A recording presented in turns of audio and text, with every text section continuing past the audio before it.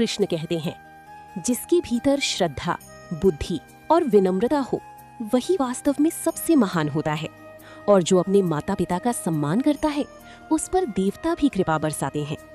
नमस्कार दर्शकों, आप देख रहे हैं भक्ति की कहानियां, जहां कथा नहीं अनुभव होता है। पिछले एपिसोड में आपने देखा कैसी माता पार्वती की कठोर तपस्या और सच्चे प्रेम ने स्वयं महादेव को भी प्रसन्न कर दिया, और फिर हुआ शिव और पार्वती का दिव्य विवाह। लेकिन आज की कहानी उनकी पुत्र की है, एक ऐसे देवता जिनकी पूजा हर शुभ कार्य से पहले होती है, विघ्नहर्ता, बुद्धि के देवता और भक्तों की सबसे प्रिय भगवान। आज की कथा है भगवान गणेश के जन्म की। माता पार्वती का निर्णय। एक दिन माता पार्वती कैलाश पर्वत पर स्नान करने जा रही थी, लेकिन वहां कोई ऐसा नहीं था जो द्वार की रक्षा कर सके। तब माता पार्वती ने अपने शरीर के ओपटन से एक सुंदर बालक की रचना की। उन्होंने उसमें प्राण डाले और कहा, तुम मेरे पुत्र हो। जब तक मैं स्नान कर रही हूँ किसी को भी अंदर मत आने देना। महादेव का आगमन। कुछ समय बाद भगवान शिव वहां लौटे।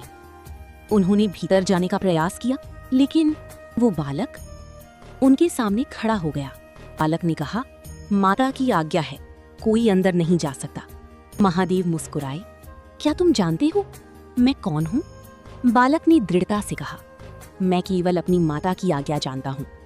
भीषण युद्ध। शिवगणों ने उस बालक को हटाने की कोशिश की, लेकिन वो अकेला बालक सब पर भारी पड़ गया। ये देखकर महादेव ही गंभीर हो गए और फिर क्रोध उन्होंने अपने त्रिशूल से बालक का सिर अलग कर दिया।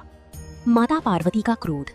जब माता पार्वती बाहर आईं और अपने पुत्र को मृत देखा, उनका क्रोध पूरा ब्रह्मांड हिला गया।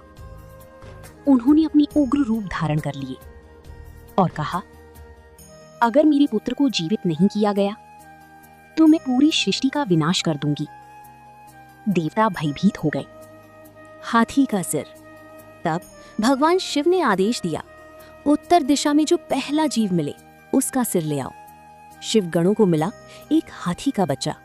उसका सिर लाकर महादेव ने उस बालक के शरीर पर स्थापित किया और फिर उन्होंने उसमें प्राण फूंक दिए। गणेश का पुनर्जन्म। बालक जीवित हो उठा। पूरा कैलाश जय गणेश की जयकारों से गूंज उठा।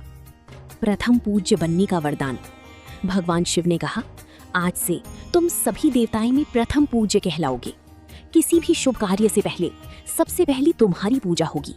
और तभी से भगवान गणेश बने, विघ्नहर्ता, बुद्धि और ज्ञान के देवता। कार्तिकेय और गणेश की परीक्षा।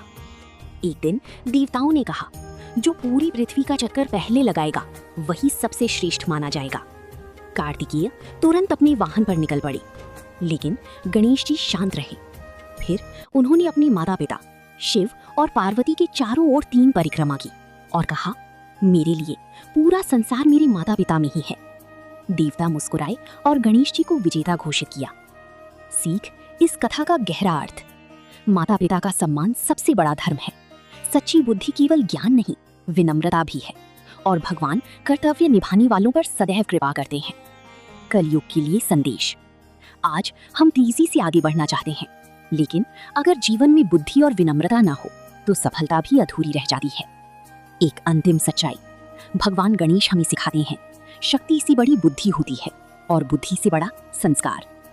तो दर्शकों, ये थी कहानी भगवान गणेश के दिव्य जन्म की। अगर आपको ये कहानी पसंद आई हो तो लाइक करें, शेयर करें और चैनल को सब्सक्राइब जरूर करें। कमेंट में जरूर लिखें, जय श्री कृष्ण। हम फिर मिलेंगे एक नई भक्ति कहानी के साथ।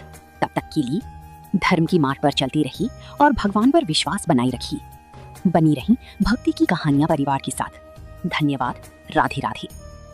अगर आपको हमारी स्टोरी वीडियो अच्छी लगी हो तो हमारे वीडियो को लाइक करें, चैनल को सब्सक्राइब करें और अपने फ्रेंड्स के साथ भी शेयर कीजिए।